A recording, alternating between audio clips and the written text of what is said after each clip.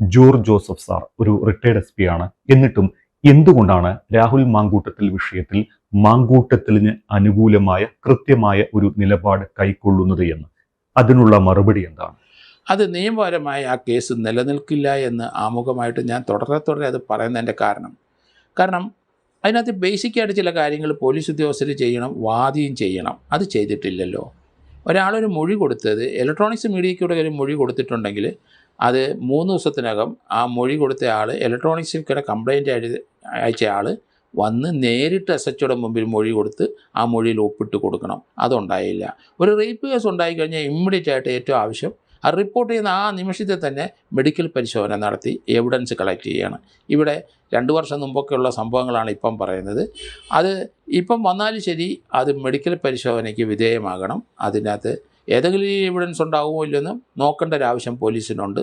പക്ഷേ ആരും മെഡിക്കലിന് വരാൻ തയ്യാറായിട്ടില്ല. ആ പരിശോധനയ്ക്ക് അവസരവും നഷ്ടപ്പെട്ടു. അതുകൊണ്ട് ആ കേസ് മുന്നോട്ട് ഇൻവെസ്റ്റിഗേറ്റ് ചെയ്ത് പോകാനായിട്ട് പോലീസിന് വളരെ ബുദ്ധിമുട്ടാണ്. പോലീസ് അതിലോട്ട് പോകുന്നത് ശരിയല്ല. കാരണം എവിഡൻസ് ഇല്ല. അങ്ങനെയാണെങ്കിൽ പിന്നെ എന്തിനാണ് രാഹുൽ മാങ്കൂട്ടത്തിനെ അറസ്റ്റ് ചെയ്തത്? എവിഡൻസ് ഇല്ലാത്ത ഒരു കേസിനകത്ത് രാഷ്ട്രീയപരമായിട്ട് ചിന്തിക്കുന്ന പോലീസ് ഉദ്യോഗസ്ഥന്മാരായിരിക്കണം ആ രീതി ചാടി കയറി അറസ്റ്റ് ചെയ്ത്